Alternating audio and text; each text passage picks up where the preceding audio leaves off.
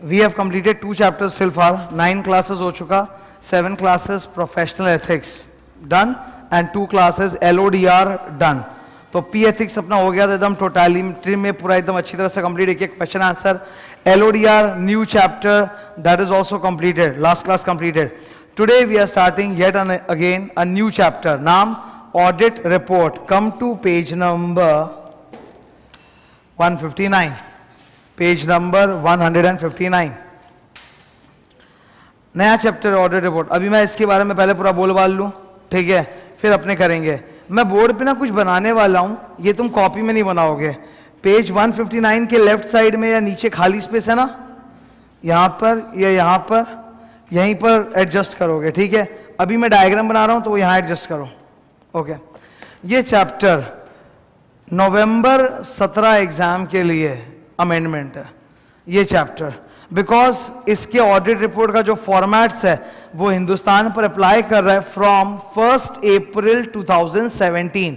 We are standing today on 27 April 2017। तो ये 1 अप्रैल से इंडिया पे एप्लीकेबल हो चुका, मींस दैट कि अभी जितने भी ऑडिट रिपोर्ट रोल आउट होंगे अप्रैल में और जून महीने में, वो ये वाले ऑडिट रिपोर्ट होंगे। ऑडिट रिपोर्ट का फॉर्मेट कौन डिसाइड करता है? CA institute,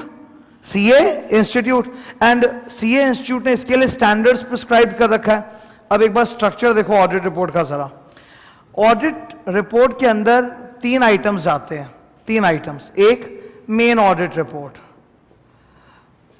second annexure A and third annexure B. क्या क्या होता है पूरा डिस्कस कर रहा हूं। मेन ऑडिट रिपोर्ट का जो फॉर्मेट है, पूरा का पूरा कंटेंट्स, वो कहां दिया हुआ है? SA 700, SA 700। इसमें इसका पूरा कंटेंट्स बताया हुआ है कि what are the contents of the audit report, ठीक है। फिर एनेक्शर ए में क्या जाता है? Opinion on internal financial controls, IFC। और एनेक्शर बी में क्या जाता है? कारो 2016। अब इसके ऊपर ना कंपनी लॉ के सेक्शंस है। कौन से सेक्शन है मैं बोल रहा हूं, ये कॉपी करना है by the way, if you are not aware. इसके ऊपर सेक्शन है 143 subsection 3 and clause I। It's not 1, it's I, ABCDEFGH I वाला I, 9 नंबर।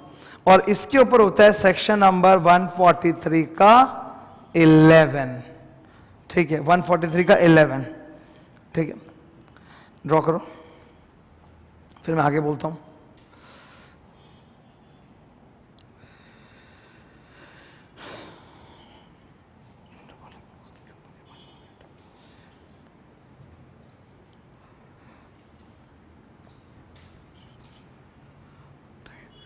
ये सबके लिए बहुत ज़रूरी हो गया है। ऑडिट रिपोर्ट का जो नया फॉर्मेट है, ये सबके लिए जानना, समझना, सीखना ज़रूरी हो चुका है। अभी तुम बहुत ही कम ऑडिट रिपोर्ट मार्केट में देखेगा। You are a final student ना, you are going to prepare audit reports, you are going to prepare audit reports in this time itself. अभी अप्रैल महीने में ऑडिट रिपोर्ट किसी का रोल आउट नहीं हो रहा। क्यों नहीं रोल आउट हो रहा? बिकॉज जो चार्टर्ड अकाउंटेंट्स लोग होते हैं ना, वो लोग हमेशा लिस्टेड कंपनी के एनुअल रिपोर्ट का इंतजार करते हैं, हमेशा। जैसे एक छोटा सीए फर्म है जिसके पास प्राइवेट कंपनी का काम ज्यादा है, लिस्टेड कंपनी का काम कहां से आएगा? तो प्राइवेट कंपनी काम ज्यादा है। वो सोचा मैं ऑडिट रिपोर्ट कैसे बनाऊं, मेरे को डाउट हो रहा है, कोई मेरा दोस्त यार नहीं बनाया है, मैं नया वाला बना दूंगा तो गाली खाऊंगा, पुराना वाला बोलूंगा तो सबको बोलेगा आउट ऑफ डेट बना दिया। तो वो बेचारा कंफ्यूजन में। तो he is badly desperately waiting कि किसी लिस्टेड कंपनी का एनुअल रिपोर्ट हाथ में आ जाए, ऐसे नया वाला, उनका ऑडिटर जो करेगा हम लोग भी फॉलो कर लेंगे, बात खत्म, एकदम सीधा। तो अभी कोई रिपोर्ट साइन ही नहीं कर रहा, सब वेट कर रहे हैं, सब वेट कर रहे हैं। प्राइवेट कंपनी का तो ऑडिट रिपोर्ट ऐसे भी तुमको मालूम है इतना कोई हड़बड़ी होता नहीं, किसको देगा? जिसने अपॉइंट किया है उसी को पकड़ा देगा हाथ में ले आके। यही तो एजीएम तो ड्रामा है। प्राइवेट कंपनी का एजीएम से बड़ा कोई नकली चीज दुनिया में है क्या? कानून में लिखा है सेक्शन 96 एजीएम करेगा, एजीएम करेगा। प्राइवेट कंपनी में क्या एजीएम? हस्बैंड वाइफ बैठे रात को हो गया एजीएम, वैसा एजीएम, ठीक है। तो वहां पे द ऑडिटर को भी चिंता है नहीं, वो तो जानता है कि इनका टैक्स ऑडिट रिपोर्ट जमा होना है 30 सितंबर को, उस टाइम पे एक साथ ही लगे हाथ, audit report, tax audit report, वो जो AOC 4 MGT 7 सब एक साथ करके बंच में पकड़ा देंगे, जमा कर देगा, बात खत्म। तो दे आर वेटिंग कि कब एक बार किसी लिस्टेड कंपनी का आए। पर लिस्टेड कंपनी के जो ऑडिटर्स होते हैं they are the big ones, they don't wait. ठीक है, आज EY वेट नहीं करने वाला, रुको यार डेलॉयट वालों को आ जाने तो फिर अपने करेंगे, नहीं, they are updated with whatever changes are occurring, so they don't have to wait for anyone, वो सीधा अपना जो कानून है उसको फॉलो करते हैं, ऑब्वियस ही बात है। तो 1 अप्रैल 2017 को हिंदुस्तान में लागू हो गया नया फॉर्मेट। अब इसके ऊपर ना 4 फॉर्मेट्स हैं, इसके ऊपर 4 स्टैंडर्ड्स है। क्या क्या 4 स्टैंडर्ड्स है जरा आपने देखें एक बार। एक तो है SA 700 रिवाइज्ड, फिर SA 701 new and only for bye the way listed company, फिर है SA 705 और SA 706, ये दोनों भी रिवाइज्ड। ठीक है, 4 स्टैंडर्ड्स।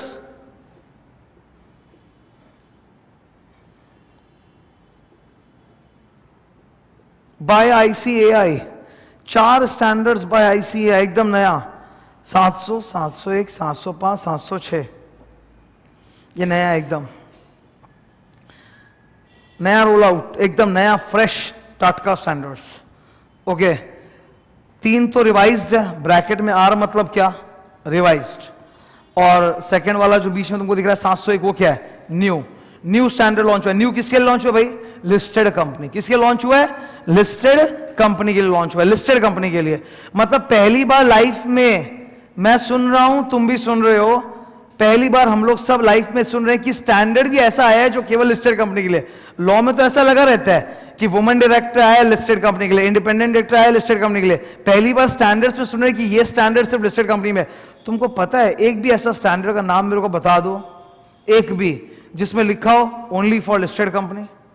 एक भी स्टैंडर्ड में नहीं लिखा है, एक भी स्टैंडर्ड में। इनफैक्ट मैं बोलूं तुमको, एक स्टैंडर्ड होता है अपने फाइनल के सिलेबस में जिसका नाम है SRE 2400, SRE 2400 review limited review किसका होता है, लिस्टेड कंपनीज का। उस स्टैंडर्ड में भी नहीं लिखा है कि वो सिर्फ लिस्टेड कंपनी के लिए, उसमें भी नहीं लिखा है। पर इसमें 701 में क्लियर स्पष्ट बोला है this is for listed companies only. ठीक है, तो ये 701 तो एक नया आइटम आया है, ये 701 एकदम नया आइटम है। ओके, इस नए आइटम से उतना ज्यादा इफेक्ट नॉर्मल CA फर्म से तो पड़ने वाला है नहीं, बिकॉज ये तो लिस्टेड कंपनी पे लगेगा। तो अगर आपके पास लिस्टेड क्लाइंट नहीं है तो आपको 701 से कोई मतलब नहीं है। पर आपको इससे तो मतलब है, end of the day you are going to come out with the format of audit report. आपको ऑडिट रिपोर्ट का फॉर्मेट तो आपको भी देना पड़ेगा, चाहे आपका क्लाइंट प्राइवेट कंपनी क्यों ना हो।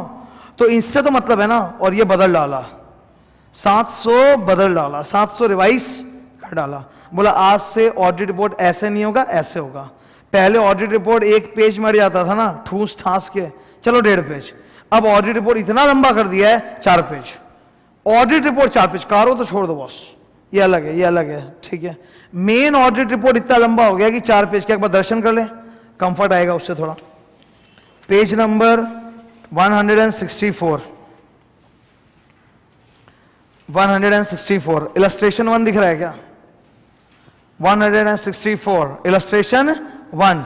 यार देख चालू कहां हो रहा है, खत्म कहां हो रहा है, देख ये प्रिंट में है 4 पेज का, प्रिंट में है 4 पेज का, तुम देख रहे हो। अगर एनुअल रिपोर्ट के अंदर छापेंगे तो कैसे छापेंगे मैं बता देता हूं। एनुअल रिपोर्ट में ना 1 पेज में डबल कॉलम बना देते हैं हम लोग। एनुअल रिपोर्ट में देखा होगा ना ऑडिट रिपोर्ट का भी, ये रहा, ये देख रहा है, ये पिछले साल की है। अभी 27 अप्रैल को खड़ा हूं तो मेरे पास भी नया कहां से आएगा, पिछले साल का ही है। 1 पेज में ऐसे 2 कॉलम घुसा के छापता है ना, तो 4 पेज को अगर ठूस ठूस के भी छापा तो 2.5 पेज तक तो जाएगा ये कम से कम। तो साइज देख रहे हो ऑडिट रिपोर्ट का क्या है। अब ये ना वो IPCC के औकात के बाहर हो गया है। IPC में जो गोलू मोलू लोग पढ़ता है ना बैठ के, वो ऑडिट रिपोर्ट, वो लोग को तो वही पढ़ाया जाता है भाई, what are the basic elements of audit report, title, address, फलाना डिमका डिम डम डम डम डम। तो ये उनकी औकात के तो बाहर गया। ठीक है, बिकॉज इसका साइज देख रहे हो, इसमें आधे से बेसी तो वो सामान डाला है जो तुम उनके सामने बोल दो ना तो वो लोगों को समझ में नहीं आएगा क्या बोल डाला मेरे सामने, गाली तो नहीं दे रहा है, उनको समझ में नहीं आएगा। 50% से बेसी आइटम इसमें ऐसा लिखा हुआ है।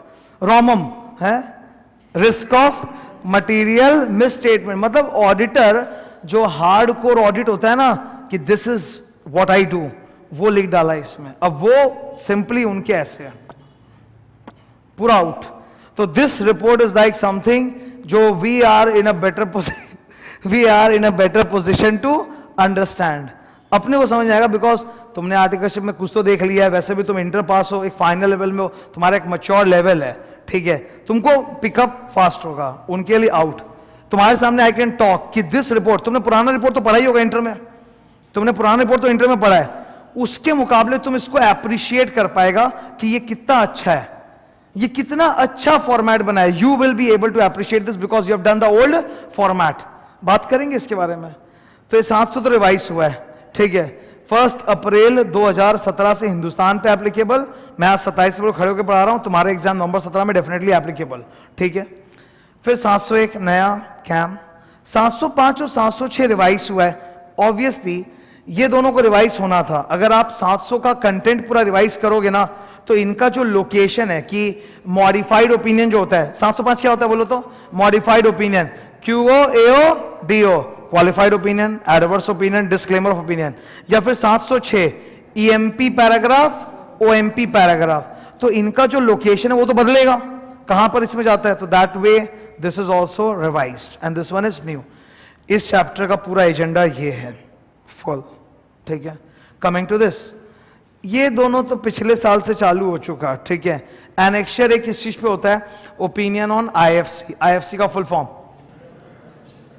इंटरनल फाइनेंशियल कंट्रोल, मतलब मैं तो ऑडिटर हूं इस कंपनी का, पर मुझसे आप अब इंटरनल कंट्रोल पे भी ओपिनियन ले लेते हो।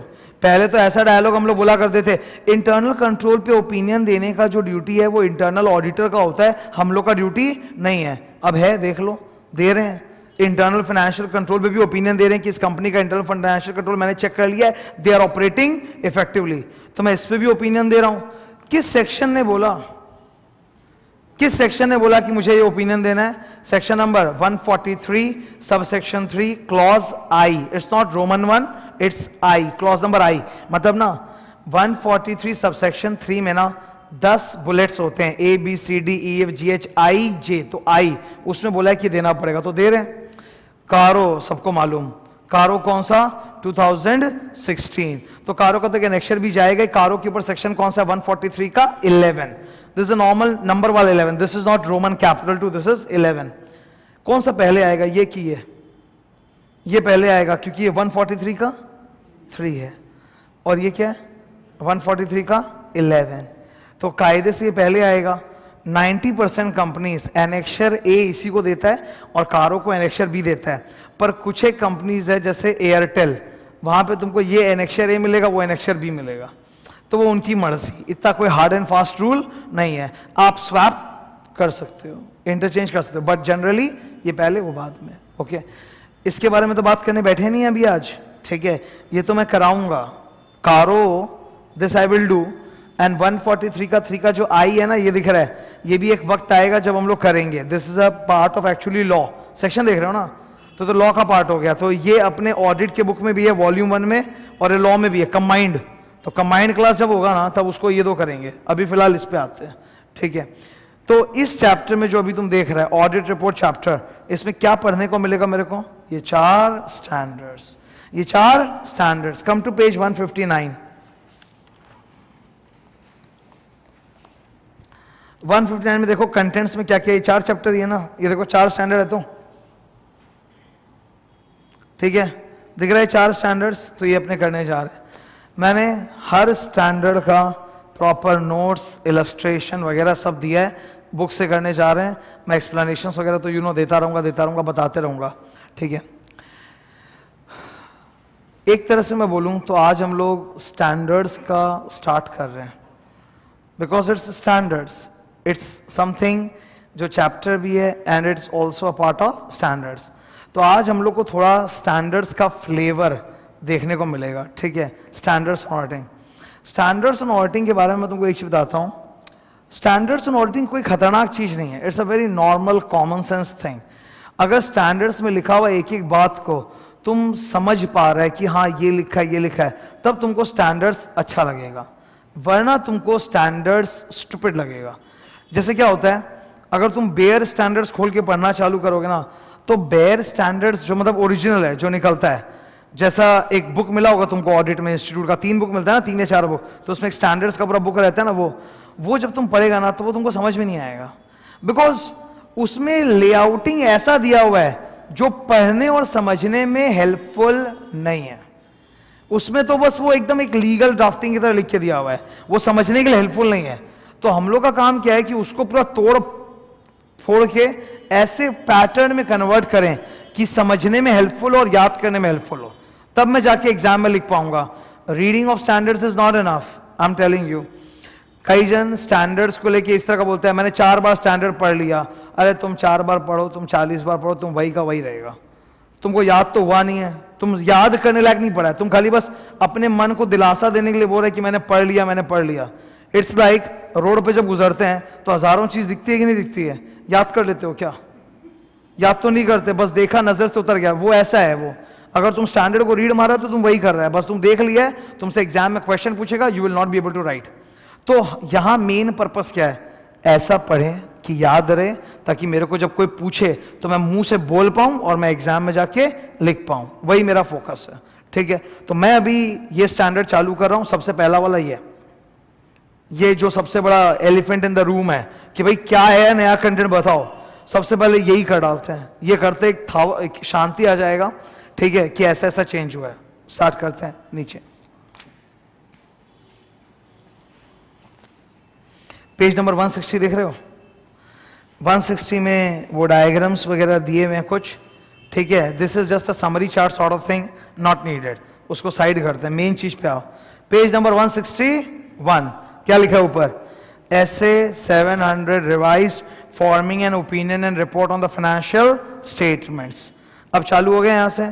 स्कोप ऑफ द ऐसे, hold a second, why has our institute revise the standards? Because हम लोग का जो इंस्टीट्यूट है वो international accounting and auditing federation का हिस्सा है।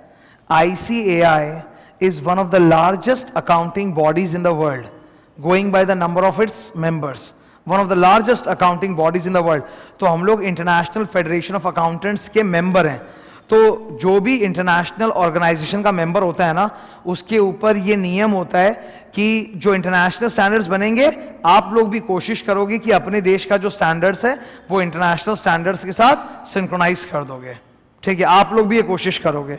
ठीक है, जैसे हिंदुस्तान में क्या चलेगा, इंटरनेशनल स्टैंडर्ड की इंडिया वाला स्टैंडर्ड, इंडिया वाला अकाउंटिंग स्टैंडर्ड, इंड का धूम छाया हुआ है, और इंडिया वाला standards.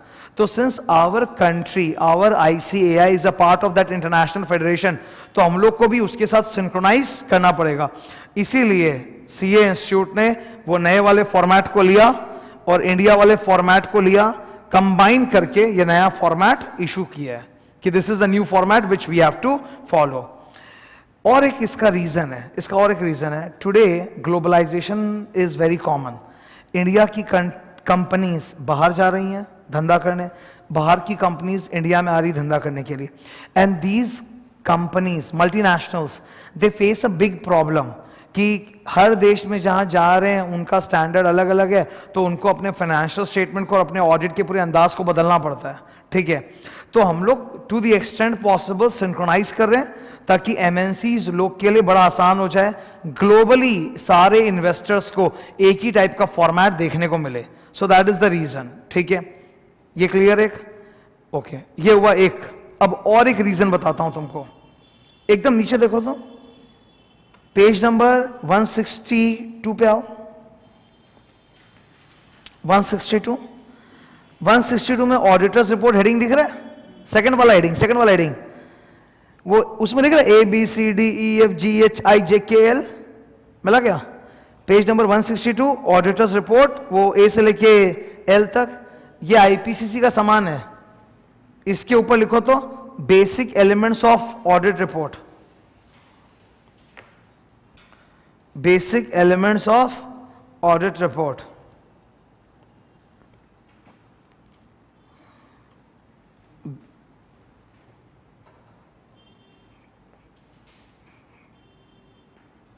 Basic elements of audit report, मिला क्या? ठीक है, basic elements of audit report दिख रहा है ए से लेकर एल तक, लाइन बाय लाइन पूरा एक बार दिख रहा है, ए से लेकर एल तक, basic elements of audit report. इसको एक बार अभी मैं बताऊंगा जिससे तुमको अंदाजा होगा कि ऑडिट रिपोर्ट के कंटेंट में कितना जोरदार चेंज आया है। ठीक है, जस्ट उसको देखते जाओ। पहला क्या है? टाइटल, वो हमको पता है, इंडिपेंडेंट ऑडिटर्स रिपोर्ट। सेकंड क्या है? एड्रेसी, ये भी हमको पता है, to the members of the company. C और डी को एक साथ करो, सीओडी को एक साथ करो। यार सीओडी क्या है बता तो? Auditors opinion and the basis of auditors opinion. ये तो हम लोग बाद में लिखा करते थे, पहले तो हम लोग लिखा करते थे मैनेजमेंट का रिस्पॉन्सिबिलिटी क्या है, फिर बोलते थे ऑडिटर का रिस्पॉन्सिबिलिटी क्या है, फिर जाके आते थे ओपिनियन पे, बोलता है नहीं नहीं ओपिनियन पहले करो, because the ordinary share holder is not interested in reading your disclaimers about your responsibility and management responsibility. Auditor का मेन काम है ओपिनियन देना, पहले ओपिनियन रखो ना टॉप पे, बाकी सारा जो आपको ज्ञान पट्टी देना है कि मेरी रिस्पॉन्सिबिलिटी क्या है, मैनेजमेंट की रिस्पॉन्सिबिलिटी क्या है, वो देते हैं ना बाद में। मन होगा तो पढ़ेगा उसका शेयर होल्डर, नहीं मन होगा नहीं पढ़ेगा। पहले असली चीज दो ना, तुमको रखे किस लिए थे? To express opinion on financial statement, तो वो चीज पहले डालो ना। पहले तुम ये सब क्यों डालने बैठ गया? My responsibility, management responsibility, I don't care, they don't care, then my opinion, सीधा ओपिनियन टॉप में। This is the biggest change in the format, biggest change in the format. Star, C और डी को एक साथ कर दिया, बगल में स्टार लिखो, प्रायोरिटी, स्टार लिखो प्रायोरिटी, स्टार लिखो प्रायोरिटी। ठीक है, मतलब देखो इन्होंने प्रायोरिटी दिया, they have change the priorities. आपका मेन काम है ओपिनियन देना, तो ओपिनियन पहले होगा, बाकी सब चीजें बाद में। ये कितना जबरदस्त चेंज हुआ है फॉर्मेट में, एकदम सही जा रहे हैं। ठीक है, अब देखो ई और एफ है, ई और एफ, ई और एफ दोनों पे हाइलाइटर चला दो। ई और एफ एक साथ मत करना, अलग अलग ही रहेगा ई और एफ, वो एक साथ करने का चीज नहीं है, पर इंपॉर्टेंट है, हाइलाइटर चलाओ।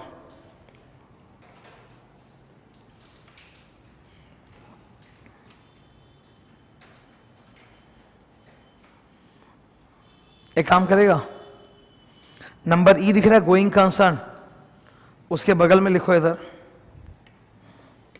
मैं ये मिटाऊं क्या? ये पूरा मिटा दूं?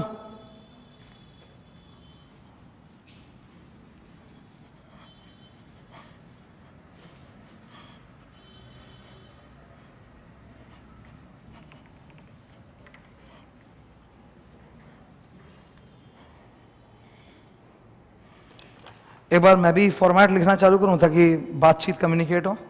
सबसे पहले ए क्या है? टाइटल, और बी क्या है?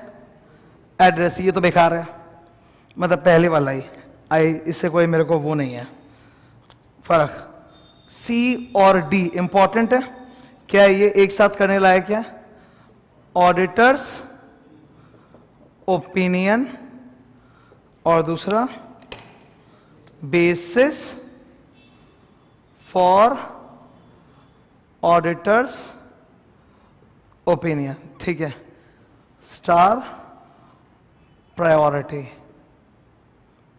तो ये कितना जबरदस्त चीज हुआ कि ओपिनियन को आपने प्रायोरिटी दी। अब एक्स्ट्रा एक नया आइटम डाल दिया, यहां पे लिखा है गोइंग कंसर्न ऐसे 570 रिवाइज्ड। ओके, ये क्या है? इसमें ना एक नया पैराग्राफ इंट्रोड्यूस किया गया है, 570 रिवाइज किया गया गोइंग कंसर्न। गोइंग कंसर्न पे एक स्टैंडर्ड होता है 570। हम लोग को मालूम है ना, that going concern assumption is one of the fundamental accounting assumptions.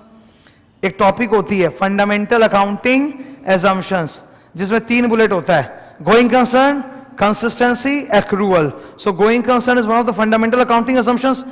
Going concern का कोई और ऑप्शन है क्या? पक्का है? कैसे नहीं? अगर गोइंग कंसर्न एक अजम्पशन है और मेरी कंपनी गोइंग कंसर्न नहीं है और मुझे भी अकाउंट्स बनाना है, तो कोई तो रास्ता होगा। व्हाट इज द उल्टा of going concern assumption?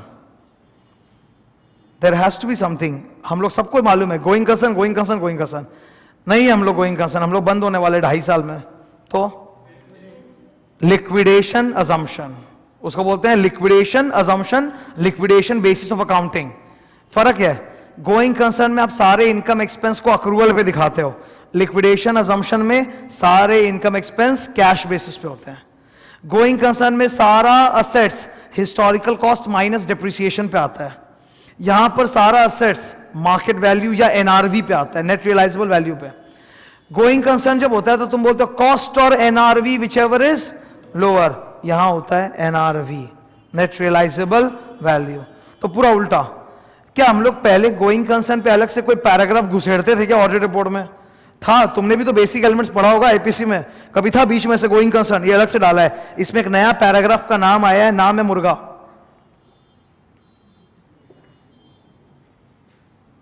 Full form लिख रहा हूं तो बेटर रहेगा, material uncertainty regarding going concern assumption. ठीक है, तो मैं ऐसे बोल के याद रखता हूं।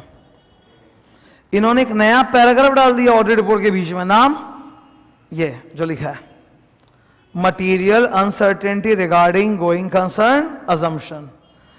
अगर किसी भी कंपनी में गोइंग कंसर्न को लेके जरा सा भी डाउट है तो ये पैराग्राफ डाल दो।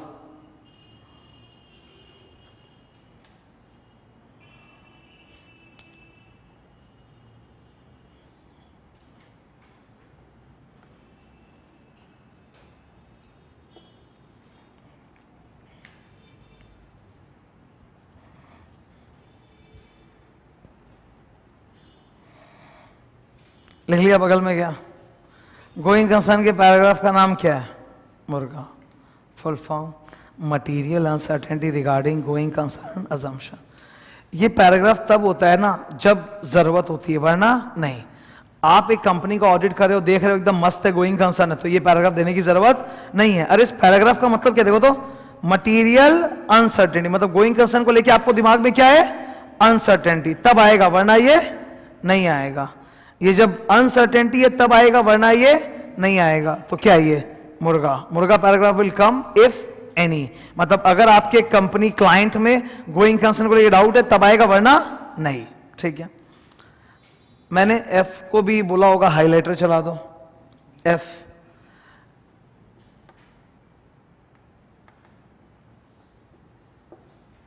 एफ की ऑडिट मैटर्स, मैं इसको बोलता हूं कैम। ठीक है, की ऑडिट मैटर्स है ना, उसके ब्रैकेट में लिख देना cam.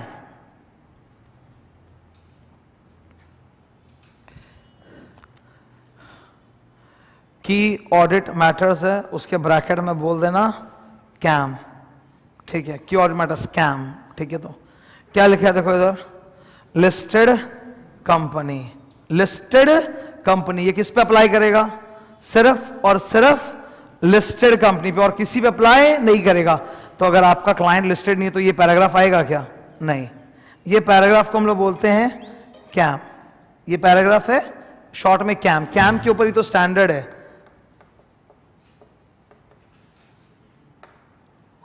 SA 701 new, SA 701 new.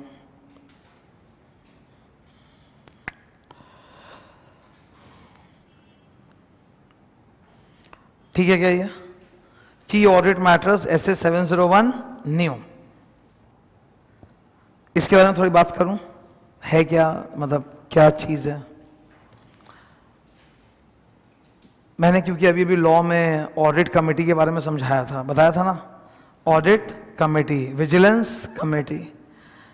हम लोग एक स्टैंडर्ड का नाम जानते हैं, SA 265।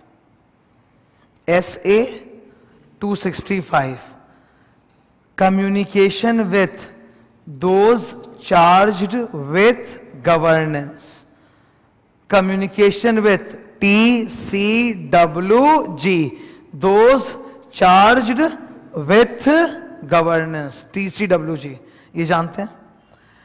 ऑडिटर को जो भी बातें पता चलती है, देखो ऑडिटर का जो साइकिल होता है वो तो 1 साल होता है, अपॉइंट भले ही तुम 5 साल के लिए होते हो, पर एक बार का तुम्हारा साइकिल तो 1 ही साल का होता है ना, AGM to AGM, AGM to AGM.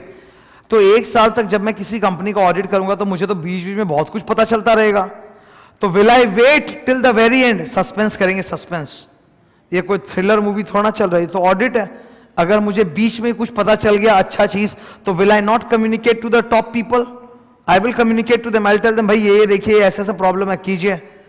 तो टीसीडब्ल्यूजी के साथ जो मेरे कम्युनिकेशन का पूरा भंडार होता है ना, मैं साल भर तक जो टीसीडब्ल्यूजी के साथ इंपॉर्टेंट चीजें कम्युनिकेट करता हूं, उसमें से जो महा इंपॉर्टेंट चीज है वो निकालो और यहां डालो। क्या लिखा है? Key audit matters that were communicated to TCWG, key audit matters that were communicated to TCWG. हमारी साल भर टीसीडब्ल्यूजी दोस्त चार्ज विद गवर्नेंस के साथ, बोर्ड ऑफ डायरेक्टर्स के साथ, ऑडिट कमेटी के साथ जो बातचीत हुआ, कम्युनिकेशन हुआ ना, उसमें से जो एकदम इंपॉर्टेंट आइटम है वो उठाया और यहां पे डाला। इसको बोलते हैं की ऑडिट मैटर्स। तो ये सिर्फ हर क्लाइंट के लिए करना है कि लिस्टेड? अच्छा, अगर लिस्टेड कंपनी होगा तो उसमें ऑडिट कमेटी होगा कि नहीं होगा? ऑडिट कमेटी किसमें चाहिए? लिस्टेड कंपनी 10, 100, 50, याद है? तो listed company 10, 100, 50। So if it's a listed company it will पक्का हैव एन ऑडिट कमेटी। ये रफ फर्क है। तो ऑडिटर का जो भी कम्युनिकेशन हुआ है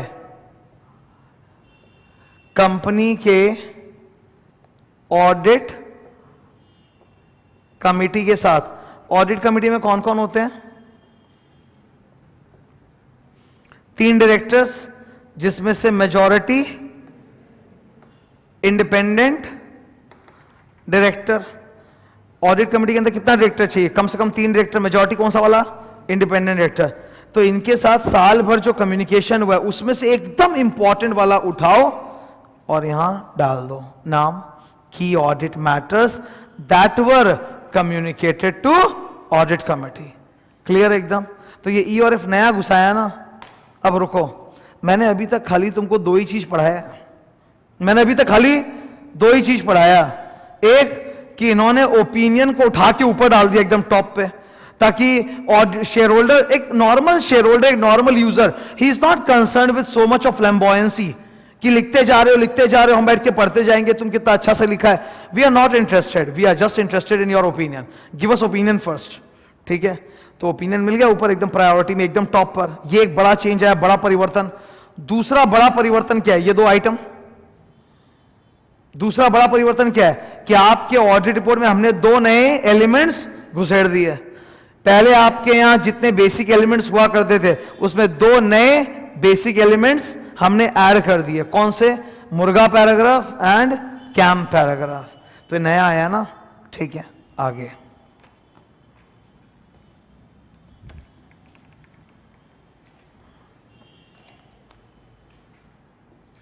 जी में तो वही घसा पटा लिखा हुआ है, रेस्पॉन्सिबिलिटी ऑफ मैनेजमेंट।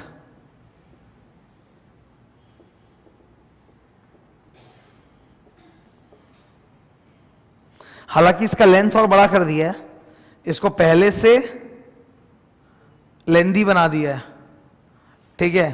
पहले जितना बोलते थे ना मैनेजमेंट का ये रिस्पॉन्सिबिलिटी, उस लिस्ट को और लंबा कर दिया। अब बोलता है मैनेजमेंट का और भी रिस्पॉन्सिबिलिटी है लाइफ में। मतलब मैनेजमेंट की रिस्पॉन्सिबिलिटियां इन्होंने और बढ़ा दी है। पर ठीक है, मैं उसे उतना बड़ा परिवर्तन नहीं मानता। बड़ा परिवर्तन तो अब होने जा रहा है नीचे। एच, ऑडिटर्स रिस्पॉन्सिबिलिटी देख रहे हो भाई? ध्यान से देख, उसके नीचे इतना बड़ा पैराग्राफ घुसेड़ दिया है, देख रहे हैं? एच क्या है? Auditors responsibility. और उसके नीचे तो बस लिखते जा रहे हैं, खत्म ही नहीं हो रहा है। कितना कुछ डाल दिया ना एक्स्ट्रा, खाली फोकड़ का। ये क्या डाला है मैं तुमको बता रहा हूं,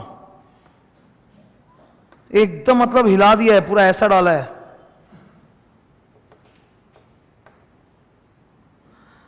बोलता है कि ऑडिटर, तुम आज तक अपनी जो रिस्पॉन्सिबिलिटी समझाते थे ना शेयर होल्डर को, बहुत कम समझाते थे।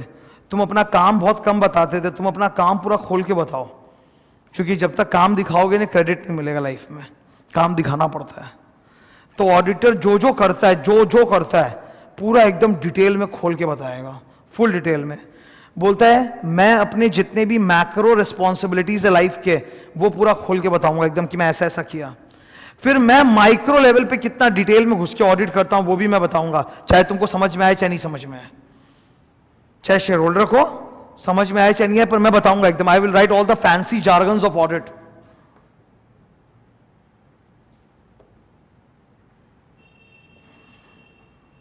ये डॉक्टर लोग लिखते हैं ना ऐसे एकदम अंड बंड संड, पढ़ के आदमी समझ नहीं सकता, वो तो हम भी लिख के दिखाएगा। देखो पूरा ऑडिट में जितना भी एकदम भयानक बड़ा बड़ा शब्द है सब डाल देंगे कि देखो मैंने ये किया, then they will start valuing me कि हाँ कुछ अच्छा काम कर रहा है लाइफ में ये। अब इसमें एक छोटा सा ज्ञान है। बोलते हैं देखो मैक्रो तो वहीं पे लिख देना, मैक्रो मोटा मोटा कि आप क्या क्या करते हो नहीं करते हो, जो उनको समझ में आता है ना सिंपल भाषा, वो तो पूरा वहीं पे कर देना, बता देना एक बार, ठीक है। लेकिन ये जो माइक्रो वाला है ना, तो बड़ा आइटम एकदम डिटेल में घुस के बोल रहे हो, तो ये इसका ना 3 ऑप्शन है तुम्हारे पास। इसके साथ क्या कर सकते हो, 3 ऑप्शन है। ऑप्शन नंबर 1 वहीं पे लिख दो, ऑप्शन नंबर 1 क्या बोलता है वहीं पे लिख दो मेन ऑडिट रिपोर्ट में, ताकि ऑडिट रिपोर्ट एकदम लंबा हो जाए, ठीक है। ऑप्शन नंबर 2 बोलता है काम करो, सुनो ये माइक्रो वाला जो है ना इतना डिटेल में, या वहां बोलने का जरूरत नहीं है, काम करो इसको ना अलग से ऑडिट रिपोर्ट का एक अपेंडिक्स बना देना। अपेंडिक्स मतलब it will be like annexure C, 2 annexure तो दे ही रहे हो, एनेक्शर ए में वो internal financial control, annexure B में कारो, बोलता है इसको एक अपेंडिक्स बना के और डाल देना अगर यहां पे डालने का मन नहीं है तो। Option number 3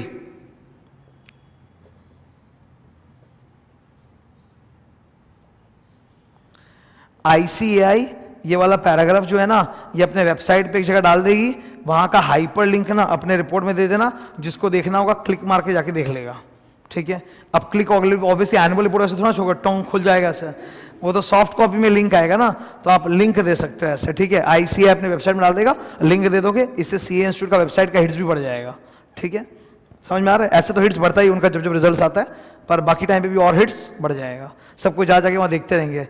Many shareholders are interested in knowing the micro responsibility, so definitely they will click and visit the institute का page to know कि क्या क्या micro responsibility है। तो ये एक नया फीचर आ गया ना, क्या क्या नई चीजें देख रहे हैं। एक तो बोलता है ओपिनियन सबसे टॉप प्रायोरिटाइज, सेकंड ये एक्स्ट्रा आइटम डालेंगे मुर्गा और KAM, and third micro responsibility जो मैं करता हूं वो मैं डिटेल में लिख के बताऊंगा, या तो मैं वहीं पे बता दूंगा, या मैं एक अपेंडिक्स डाल दूंगा, या फिर मैं वेबसाइट का ICAI का हाइपरलिंक दे दूंगा। तो दैट्स द न्यू थिंग, ठीक है। H मेन आइटम था, उसके बाद जो जो चीजें हैं ना वो तो पुरानी आइटम्स है, ठीक है। H के बाद क्या लिखा है, I में क्या लिखा है, report on other legal and regulatory requirements, दिख रहा है क्या? मैं I के लिए थोड़ा शॉर्ट लिखूंगा, ये मिटा देंगे।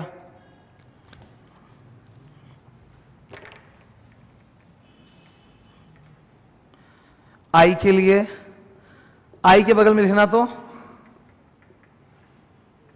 रोलर, इतना लंबा कौन बोलेगा बार बार, report on other legal and regulatory requirement, short में बगल में लिख दो ना रोलर।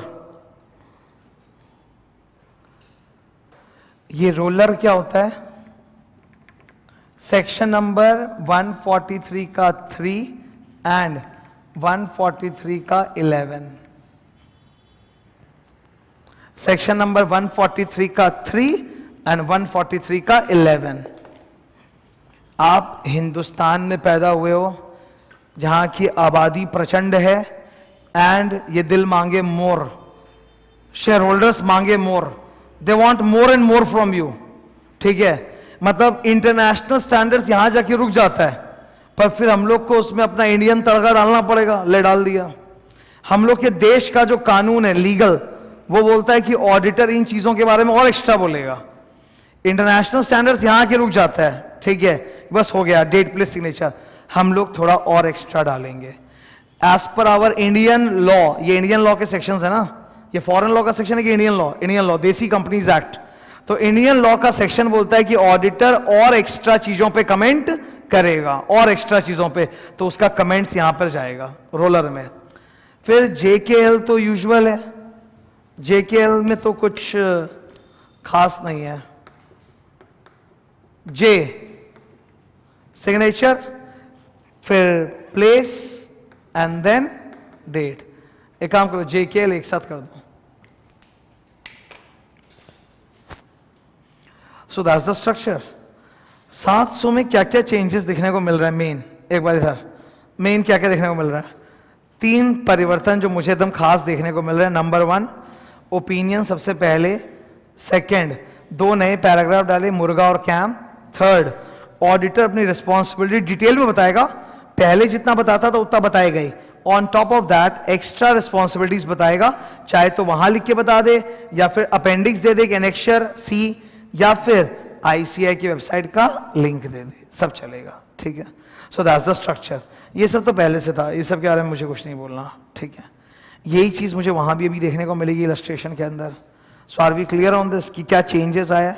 तो बैक टू बेसिक्स आए, बैक टू बेसिक्स, पेज 161।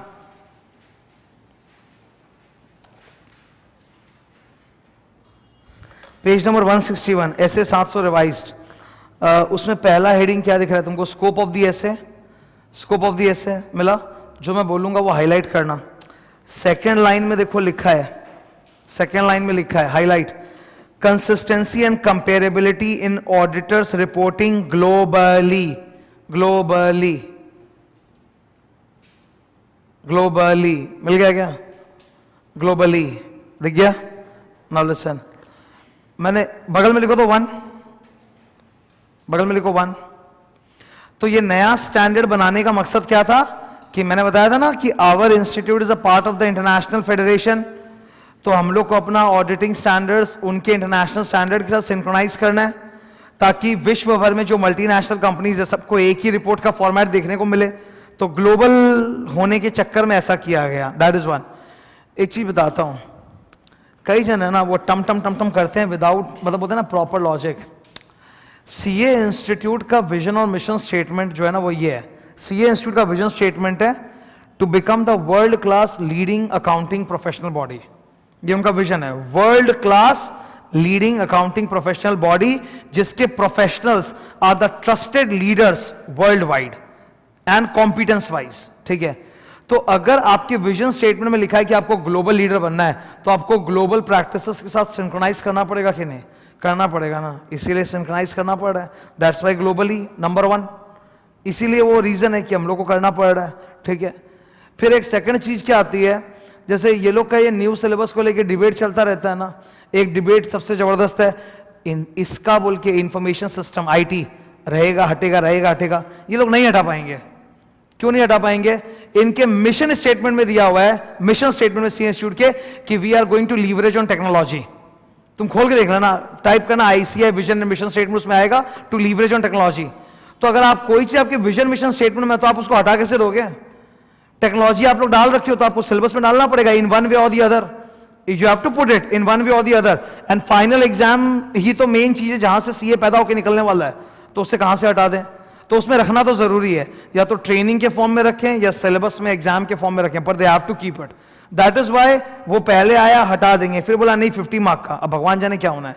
ठीक है, but they can't remove it, they have to keep it in one way और द अदर। ये ग्लोबल का ही चक्कर है, वो विजन मिशन का, जिसकी वजह से ऐसे सिंक्रोनाइज करना पड़ता है। सबसे ज्यादा तो इसका बोझ पड़ रहा है एएस के ऊपर। एएस को लेके जो परिस्थिति है कितना गंभीर है। ये वाला अकाउंटिंग चैनल पढ़ना है, ये वाला इंडेस पढ़ना है, ना पूरा पूरा इंडेस हो रहा है लाइफ में, ना पूरा पूरा एएस हो रहा है। नंबर याद करने में जान निकल जाता है, उसके नंबर 1 2 3 4, इसका 100 100 100 करके कुछ बखरा है एकदम, तुम समझ रहे? तो it is creating problem for everyone. अब सिंक्रोनाइज होने में पूरा कितना टाइम लगेगा? नीचे थर्ड लाइन में जो मैं बोलूंगा highlight, making the information provided in the auditor's report more relevant to the user. लिखो 2, लिखो 2। मतलब क्या लिखा है देखो, एकदम सिंपल भाषा, making the information provided in the auditor's report more relevant. इसीलिए तो ओपिनियन को टॉप में डाला, इसीलिए तो ओपिनियन को टॉप में डाला, because shareholder wants opinion, they are not interested in your bloody responsibility. ठीक है, एक डॉक्टर के पास जाते हैं तो मैं सीधा बोलूंगा भैया आप मेरा इलाज करो, ये थोड़ा बोलूंगा। वो डॉक्टर पहले चालू हो जाएगा अपना रिस्पॉन्सिबिलिटी पैराग्राफ लेके, उसमें हम लोग इंटरेस्टेड नहीं है। तो 2 पर्पसेस था जो सर्व कर रहा है। Down, forming an opinion on financial statements, नीचे 6 बुलेट दिख रहा है ए से लेके एफ तक। जब बुरा समय चल रहा होता है ना तो ये एग्जाम में आ जाता है कि एक ऑडिटर ओपिनियन फॉर्म करते वक्त किन फैक्टर्स को कंसिडर करेगा। ठीक है, हम लोग के लिए ऑडिट इज वेरी मैकेनिकल इन अ वे कि हम लोग बोलते हैं clean opinion, qualified opinion, adverse opinion, disclaimer opinion, यही तो बोलते हैं एकदम 4। ठीक है, द क्वेश्चन इज कि ओपिनियन देते वक्त चाहे वो क्लीन होगा या वो क्वालिफाइड होगा, ओपिनियन देते वक्त एक ऑडिटर को किन बातों को कंसिडर करना चाहिए? तो उसका जवाब है इन 6 बातों को। Can it come in exam? Yes, it can come. इन 6 बातों के ऊपर लिखो factors to be considered, factors to be considered while forming an opinion, factors to be considered while forming an opinion। एक ऑडिटर ओपिनियन देते वक्त किन बातों को मद्देनजर रखेगा? इन बातों को रखेगा। किन बातों को रखेगा? इन बातों को रखेगा। क्या बातें हैं? 6 बातें हैं। मैं इन 6 के अंदर इंपॉर्टेंट पॉइंट्स बोल रहा हूं, प्लीज अंडरलाइन।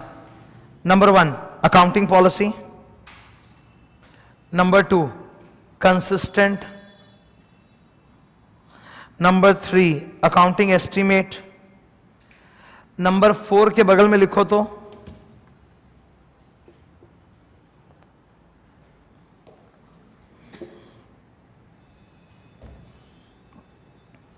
फुल फॉर्म अंदर लिखा हुआ है, देखो तो रिलायबल, रेलेवेंट, कंपेरेबल, अंडरस्टैंडेबल, मिला क्या? अनलाइन करो।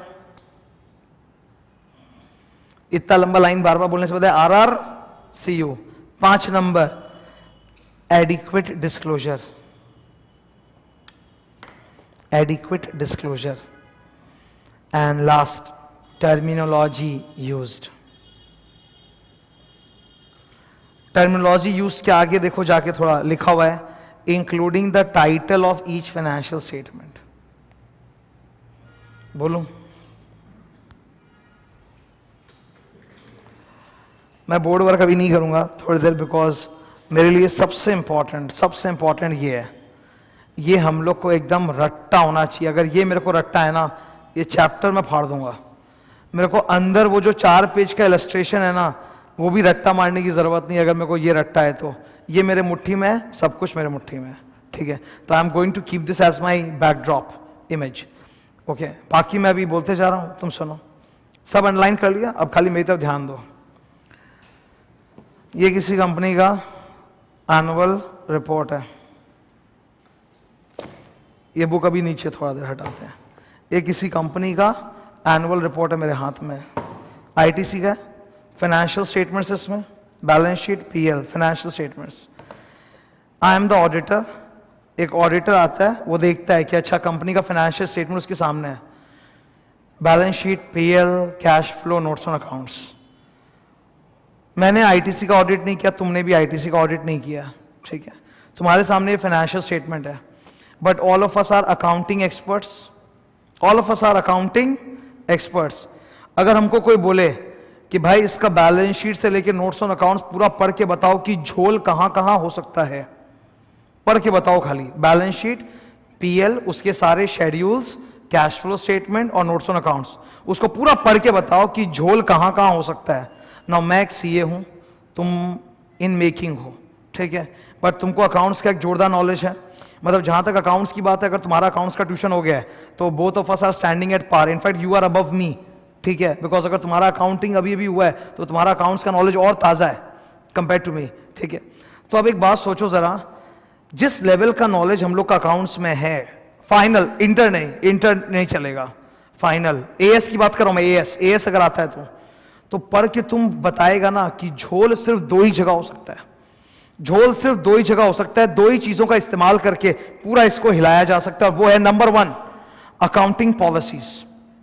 Accounting policies, because a layman share holder is not concern with your accounting policy. आप अपना अकाउंटिंग पॉलिसी हिलाओ, अंदर सब हिलने लग जाएगा जोर से एकदम। आपकी अकाउंटिंग पॉलिसी उधर हिली, यहां सब हिला। मेथड ऑफ डेप्रिसिएशन चेंज कर दें, सारा नंबर्स आगे पीछे हो जाएगा।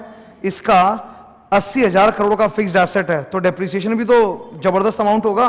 मैं पॉलिसी चेंज कर दूं, डेप्रिसिएशन का नंबर इधर उधर हो जाएगा। 1000 करोड़ का डिफरेंस तो 1 सेकंड में आ जाएगा। 1000 करोड़ का नंबर में difference, MMS means material misstatement, वो तो एक झटके में आ जाएगा। और कोई चैलेंज कर पाएगा क्या? किसी की नजर ही नहीं जाएगी। 1 सेकेंड, ये आईटीसी है, इनका इन्वेंट्री हजारों करोड़ का होता है। इन्वेंट्री में अगर फीफो का वेटेड एवरेज या वेटेड एवरेज का फीफो का डाला तो नंबर तो पूरा हिला के रख देगा एकदम जोर का। 500 करोड़ का डिफरेंस वहां पैदा हो जाएगा। ये 1500 करोड़ के तो ऐसे डिफरेंसेस हैं जो किसी को दिखेंगे भी नहीं, पता भी नहीं चलेगा, और अंदर ही अंदर 1500 करोड़ का झोल कर डाला। तो सबसे पहला झोल कहां कर सकते हैं? अकाउंटिंग पॉलिसी में। ठीक है, तो नंबर 1 पॉइंट कौन सा अंडरलाइन कराया था? Accounting policies. जो अकाउंटिंग पॉलिसी तुम लोगों ने सेलेक्ट किया है, पहला पॉइंट, जो अकाउंटिंग पॉलिसी तुम लोगों ने सेलेक्ट किया है वो एप्रोप्रिएट है कि नहीं तुम्हारी इंडस्ट्री के हिसाब से। You belong to FMCG industry, cigarette is FMCG, cigarette is also FMCG, plus आपके और भी एफएमसीजी के प्रोडक्ट आते हैं जैसे वो बिंगो, सनफीस, क्लासमेट, आशीर्वाद आटा वगैरह। तो आप तो एक एफएमसीजी इंडस्ट्री हो ना, तो एफएमसीजी इंडस्ट्री को जो अकाउंटिंग पॉलिसी से सूट करता है, क्या आपने वही वाला लिया है कि कुछ अतरंगी टाइप का पॉलिसी लेके पूरा हिला के रखा है? ये देखना पड़ेगा। 1 सेकेंड में अंडरलाइन किया होगा कंसिस्टेंसी। क्या आप लोग ये अकाउंटिंग पॉलिसी हर साल सेम यूज करते हो कि छेड़छाड़ करते रहते हो? It has to be consistent. Last year जो किया था इस साल भी वही, इस साल जो अगले साल भी वही। What is this obsession about consistency? Why are you so obsessed about consistency? Because it was one of the fundamental accounting assumptions also. Going concern, consistency, accrual. तो कंसिस्टेंसी को लेकर इतना ऑब्सेशन क्यों है? इसलिए बिकॉज बैलेंस शीट पीएल में ना मैं करंट ईयर के बाजू में लास्ट ईयर का नंबर भी डालता हूं और लोग कंपेयर करते हैं तरक्की हुआ कि नहीं हुआ। ठीक है, तरक्की हुआ कि आईआईटी जॉइंट एंट्रेंस का एग्जाम होता है ना क्लास 12 के बाद, मालूम है? तो आईआईटी जॉइंट एंट्रेंस, उसमें मैं फेल हुआ। ठीक है, सीए में मेरा रैंक आया, सीए में मेरा रैंक आया। अगल बगल रख के रखा जाए, is it comparable? Is it comparable? It's not comparable ना, because both these things are totally different. हाँ, तुम ये तो कंपेयर कर सकते थे कि सीए इंटर में ये फेल हुआ 4 बार, सीए फाइनल में रैंक आया, तब तुम, मैं फेल नहीं हुआ bye the way, just example. CA inter में कोई 4 बार फेल हुआ, सीए फाइनल में रैंक आया, अब कंपेयर कर सकते हैं? हाँ, अब कंपेयर कर सकते हैं, बिकॉज सेम चीज है ना, सेम लेवल पे है, इससे कंपेरेबल है। बट वहां फेल, यहां पास या यहां रैंक, वो कंपेरेबल नहीं है। तो हम लोग बैलेंस शीट पीएल में करंट ईयर के बगल में लास्ट ईयर डाल रहे हैं। That's why since people are comparing, it has to be consistent year after year. Last year जो नंबर्स था इस साल भी वही नंबर्स है। ये 2 चीज क्लियर है? अब सुनो, मेरा जो डिस्कशन चालू हुआ था वो इस चीज से चालू हुआ था कि I am a qualified accountant, when I see the balance sheet PL I will identify 2 sources of झोल। नंबर 1 सोर्स ऑफ झोल is accounting policy. The second झोल का सोर्स इज अकाउंटिंग एस्टीमेट। तीसरे में तुमने क्या अंडरलाइन किया? ठीक है, अकाउंटिंग एस्टीमेट। ये झोल का सेकंड सबसे बड़ा सोर्स है after accounting policy, accounting estimates. All the numbers that you are putting over there, all the numbers that you are putting over there in the balance sheet PL, either they are transactions or they are estimates. Either they are transactions जहां पे cash inflow outflow कुछ हुआ है, some event has occurred. Transaction means some event has occurred, या फिर वो एक estimate है, या फिर वो एक estimate है। जैसे सैलरी पेड टू स्टाफ, ये एक इवेंट है ना, बकायदा मैंने सैलरी पे किया है, जाओ बैंक स्टेटमेंट से देख लो, ये एक इवेंट, एक घटना है, वेरीफाइबल है, वेरीफाइबल है। लेकिन डेप्रिसिएशन आपने लिखा है वहां पे 500 करोड़, ये पैसा निकला है, कोई घटना घटी है, तुम बोलेगा वियर एंड टीयर हुआ, दिखाओ कहां हुआ वियर एंड टीयर। वो तो बचपन में पढ़ते थे ना हम लोग कि डेप्रिसिएशन का एक कारण होता है wear and tear. Do you see assets wearing and tearing down? No. So depreciation is not an event, it's just an estimate. कि आपने जो पहले खर्चा मारा था उसको आपको एमोटाइज करना है साल बाई साल, तो आपने एक सर्टेन अमाउंट सोच के इस साल डाल दिया है, तो क्या है वो एस्टिमेटेड नंबर है, वो तो बदल सकता है। मैं बोल रहा हूं इतना, कोई और बोलेगा कितना बहस की बात है, कर लो बहस, मैं मैनेजमेंट से लड़ पड़ूंगा कि आपने डेप्रिसिएशन सही नहीं किया, वो बोलेगा साबित करो। Now how to prove, how to prove? Estimated है ना, एस्टिमेट तो वेरीफाइबल हो ही नहीं सकता कहीं से। Provision for bad date verifiable है ना, provision for warranty, Sony company SONY, Sony company अपने सारे सामान पे, इलेक्ट्रॉनिक अप्लायंस पे दुनिया भर का वारंटी देता है, खराब होता है आप सोनी के सर्विस सेंटर में दौड़ के जाते हो। ये सोनी वालों को सर्विस सेंटर का कितना भयानक खर्चा पालना पड़ रहा है वारंटी के चक्कर में। इस साल इन्होंने जितना भी माल बेचा है उस पर 1 साल का वारंटी है, तो अगले साल तक लायबिलिटी खड़ी है उसकी, तो वो एस्टिमेटेड लायबिलिटी का प्रोविजन बनाना पड़ेगा कि नहीं, बना लिया। हाउ डू यू वेरीफाई कि अगले साल कितने जनों का सोनी का टेप या सोनी का टीवी या सोनी का फोन खराब होगा? ये तो वेरीफाई हो नहीं सकता। Estimate, all the provisions are just estimate, provision for bad debt, provision for obsolete inventory, provision for warranty, provision for taxation, all of them are nothing but estimates. Deferred tax liability, deferred tax liability is it a tax?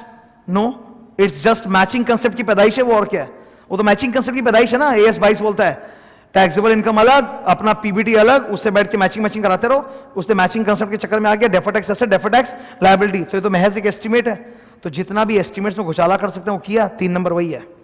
तो 1 2 3, 1 number accounting policy, 2 number consistency, 3 number accounting estimate, चौथा RRCU, full form reliable, relevant, comparable, understandable. Financial statement ऐसा होना चाहिए जो ये चारों parameters को satisfy कर रहा है। रिलायबल तुमको तो समझ में आता है कि विश्वास कर सकते हैं, इसमें MMS नहीं है।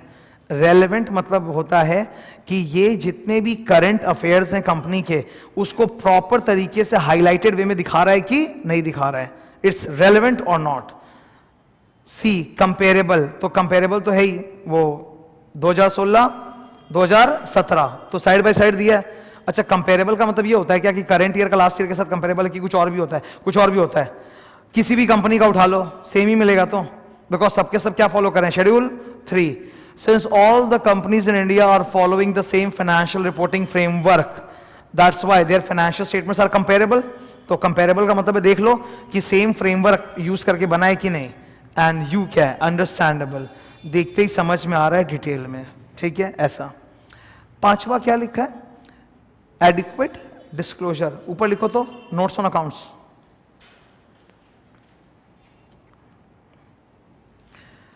एक ऐसी चीज जो आम शेयर होल्डर नहीं देखता पर फाइनेंशियल इंस्टीट्यूशंस तो देखते हैं।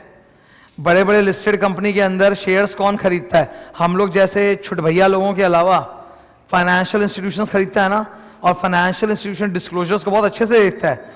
Nobody can read and understand disclosure except a qualified CA, nobody can, ठीक है। CA फाइनल का अकाउंट्स किया हुआ स्टूडेंट पढ़ पाएगा, इसके अलावा कोई भी और CS हो, CWA हो, MBA हो, फलाना ढिमाका जो भी हो, वो नोट्स ऑन अकाउंट्स पढ़ने की औकात नहीं रखता। जितना भी तुमने AS पढ़ा है ना, पूरा घोट घोट के वो नोट्स ऑन अकाउंट्स पे डिस्क्लोजर डाला हुआ है। AS 15 employee benefits, that's a big future liability, that's a big massive future liability. उसमें होता है ना current service cost, past service cost, याद है, PV of obligation, fair value of plan asset, वो तुम तो समझ जाएगा बिकॉज तुमको AS 15 का जार्गन मालूम है, कोई और समझेगा नहीं। सेगमेंट रिपोर्टिंग AS 17 तुमको मालूम है, रिलेटेड पार्टी डिस्क्लोजर AS 18 तुमको मालूम है, AS 29 कंटिजेंसी कमिटमेंट्स वो तुमको मालूम है, डेरिवेटिव प्रोडक्ट्स का जो डिस्क्लोजर जा रहा है वो तुम देख सकते हो, कोई और नहीं। तो इन्होंने क्या ये सारी चीजें डिस्क्लोज की है कि नहीं की है, ये डिस्क्लोजर दिया है कि नहीं दिया है, तो ये इंपॉर्टेंट है। And last point terminology used. मैं एक एग्जांपल देता हूं। पहले PL अकाउंट को PL अकाउंट बोलते थे, आजकल क्या बोलते हैं, स्टेटमेंट ऑफ PL। देखो उसमें लिखा था ना आगे, including the title of each financial statement, था ना, इंक्लूडिंग द टाइटल। तो आपने टाइटल चेंज किया ना, आजकल आप PL अकाउंट नहीं बोलते, आजकल क्या बोलते हो, स्टेटमेंट ऑफ PL। इसका कारण क्या है, एक शेयर होल्डर तो साइको होता है ना, अकाउंट वर्ड देखते सोचेगा डेबिट क्रेडिट मेरे को नहीं आता, तो हम लोग डेबिट क्रेडिट बोलना बंद कर दिया, हम लोग बोले स्टेटमेंट ऑफ PL। उसको सजाते भी तो ऐसे है ना, T शेप तो कब का बंद हो गया, इतिहास है। T शेप खाली 11-12 में चलता है ना, क्लास 11 में ही चलता है, 12 में तो जब आ जाते हैं वो T शेप गया। It's like vertical format which looks like a statement, so start calling it a statement, don't say debit credit account. तो टाइटल भी आपने चेंज कर दिया ताकि लोगों को और ज्यादा समझ में आए। तो ओपिनियन देते वक्त हम लोग कितनी चीजें कंसिडर करेंगे, 6। पहला देखिए अकाउंटिंग पॉलिसी, दूसरा कंसिस्टेंसी, तीसरा अकाउंटिंग एस्टिमेट, चौथा RRCU, पांचवा एडिक्वेट डिस्क्लोजर, छठा terminology used. So these are the factors that I will consider while giving an opinion on financial statements. नया स्टैंडर्ड आया ना 700, इसीलिए कोई भी चीज़ से उठा के वो लोग क्वेश्चन पूछ सकता है। मैं रिस्क नहीं लेना चाहता, मैं एक भी चीज़ छोड़ना नहीं चाहता। अगर 2-3 टर्म बीत गए होते ना तो मैं ये वाला चीज़ इतना पढ़ाता नहीं, मैं ऐसे फटाफट बोल के निकाल देता। पर अभी नया आया है, नवंबर 17 में पहली बार एप्लीकेबल, किसको मालूम वो लोग बिगिनिंग से उठा के दे दे। वो लोग ये सोचेगा कि स्टूडेंट शुरू का तो पढ़ के आएगा, बात का नहीं पढ़ के आएगा, उसको क्या पता स्टूडेंट शुरू का नहीं पढ़ के गया। तो इसीलिए इतना पढ़ लिया। आगे नेक्स्ट पेज।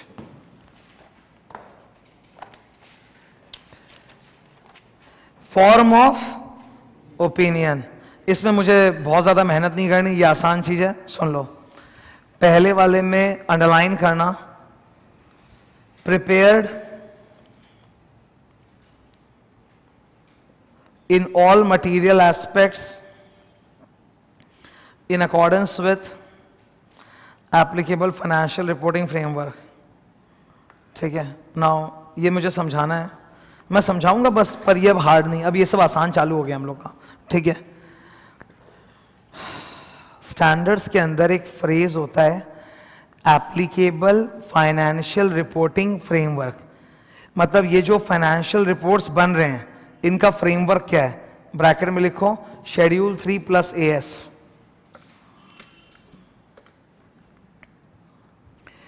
हिंदुस्तान में जो भी फाइनेंशियल रिपोर्ट्स बन रहे हैं उनका फ्रेमवर्क क्या है, शेड्यूल 3 और दूसरा बोलो AS। AS माने अकाउंटिंग स्टैंडर्ड, अकाउंटिंग मतलब इंड AS भी, ऑब्वियस सा बात है। ठीक है, अभी जो मैंने अंडरलाइन कराया ना तुमको, इसके बगल में लिखो ऑल्टरनेटिव ओपिनियन। हाई सुनो, नंबर 1 पैराग्राफ है ना, नंबर 1 के ऊपर कैप्शन दो ऑल्टरनेटिव ओपिनियन।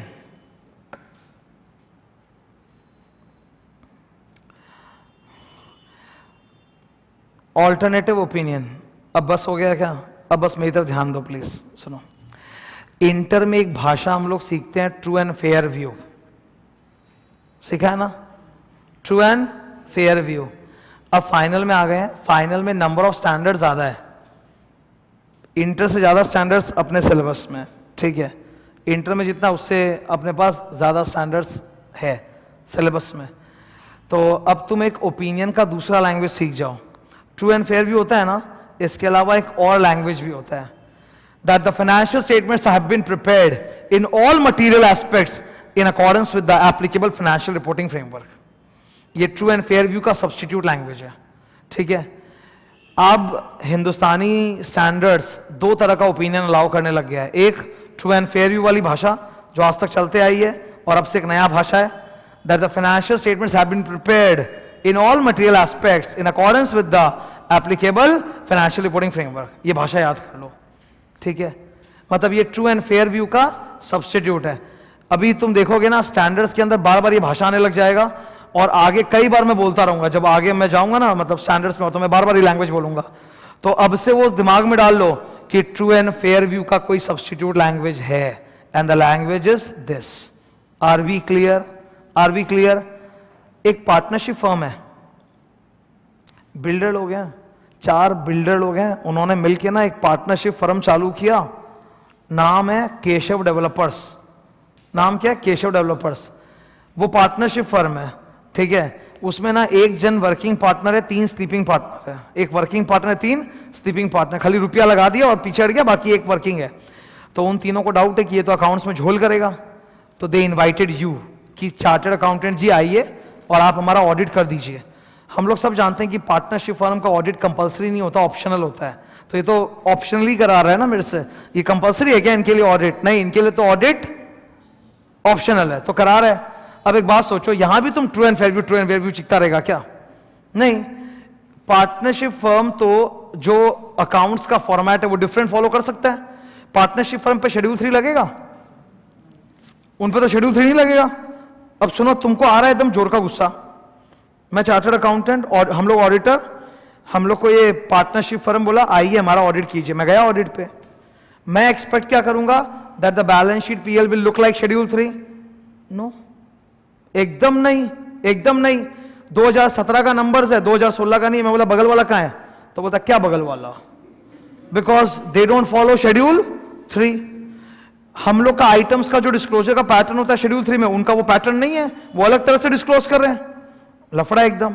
पर उनके यहाँ defer tax asset, defer tax liability था, तो मेरे को थोड़ा शांति हुआ, नहीं तो मैं तो पागल हो जाता एकदम because accounting standards apply not only on companies but all other enterprises which have profit motive, and partnership firm is a profit making enterprise, तो उस पे एस तो लगेगा ही, तो डेफर टैक्स वगैरह दिखा रहा है, बाकी सब ठीक है। बैलेंस शीट बनाया है इन्होंने, पीएल बनाया है इन्होंने, ठीक है, कैश फ्लो स्टेटमेंट नहीं है। मैं बोला कैश फ्लो कहाँ है, बोला कैसा कैश फ्लो स्टेटमेंट, हम लोग के ऊपर आप एफएस का कंसेप्ट कहाँ से लगा रहे हैं कि चार चार चीज रहेगा, हमारे यहाँ सिर्फ दो ही है, बैलेंस शीट पीएल। एक्स्ट्रा चाहिए क्या, वो लो पार्टनरशिप अकाउंट, पार्टनरशिप अकाउंट होता है ना वो ABCD वो वाला है इनके पास, ठीक है, because they follow that fixed capital method, याद है कि fixed capital fluctuating capital account करना वो करते हैं लोग, ठीक है। तो भाई इनके नोट्स ऑन अकाउंट्स नहीं था, इनके कैश फ्लो स्टेटमेंट नहीं था, इनके बैलेंस शीट पीएल था, वो भी एक अतरंगी स्टाइल में। तो अब मैं यहां पे जब आऊंगा मुझे ना ट्रू एंड फेयर व्यू बोलने में धक्का लग रहा है। I don't want to say true and fair view because true and fair view is a very broad terminology. True and fair बोलने का मतलब है कि ऑलमोस्ट सही है, जबकि मैं जानता हूं कि ऑलमोस्ट सही नहीं है because they are not following a suitable format. Although उनके ऊपर अप्लाई नहीं करता बट स्टिल ये सूटेबल फॉर्मेट नहीं है और मुझसे ऑडिट करा रहा है, पता नहीं मेरी ऑडिट रिपोर्ट लेके कहां कहां जाएगा, बैंक के पास जाएगा लोन मांगने के लिए, टैक्स में जमा करेगा गवर्नमेंट के पास। तो अब मैं थोड़ा हक रहा हूं ट्रू एंड फेयर व्यू बोलने में। तो इन्होंने इंस्टीट्यूट ने बोला भाई तेरे लिए एक डिफरेंट लैंग्वेज है। क्या लैंग्वेज है, मैं बोलूंगा that the financial statements have been prepared in all material aspects in accordance with applicable financial reporting framework. तो this is an alternative opinion का लैंग्वेज। ये रट्टा रहेगा क्या, ये रट्टा चाहिए एकदम, बार बार आता है ये। सेकेंड पॉइंट वो एकदम आसान है, नंबर 2 के ऊपर लिखो SA 705, SA 705 dash modified opinion, SA 705 dash modified opinion, ठीक है। तो सुनो, अरे हम लोग तो नॉर्मली कौन सा ओपिनियन देते हैं, क्लीन ओपिनियन। जब आप क्लीन ओपिनियन नहीं देते तो हम उस ओपिनियन को बोलते हैं मॉडिफाइड ओपिनियन। रिपीट, हम लोग नॉर्मली क्या देते हैं, क्लीन ओपिनियन। जब हम क्लीन ओपिनियन नहीं देते तो उसको क्या बोलते हैं, मॉडिफाइड ओपिनियन। अच्छा, मॉडिफाइड ओपिनियन में कितना आएगा बोलो, 3। QO full form, AO DO disclaimer of opinion. Clear है, सबको मालूम है ये चीज, ठीक है। मॉडिफाइड ओपिनियन कब दिया जाता है, 2 सूरतों में, number A number B। Number A के बगल में लिखो FS contains MMS,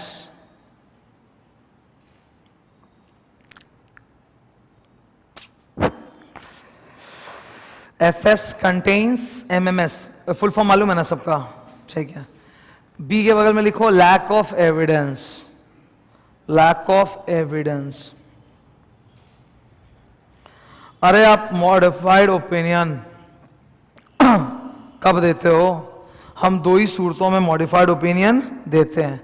नंबर 1, या तो हमें सबूत नहीं मिला या फिर हमें MMS मिल गया, तो वही 2 चीज लिखा है। मुझे MMS मिल गया कि गलती है, या फिर मुझे सबूत ही नहीं मिल रहा तभी तो मैं देता हूं, तो वही रीजन बोला है, तो ठीक है, नॉर्मल चीज है। अब आया ना असली चीज, नीचे ऑडिटर्स रिपोर्ट हेडिंग, उसके अंदर A से लेके L तक जो अभी हम लोग पढ़े थे, ये रहा, ये सबसे इंपॉर्टेंट चीज है। इसके ऊपर लिखो रट्टा,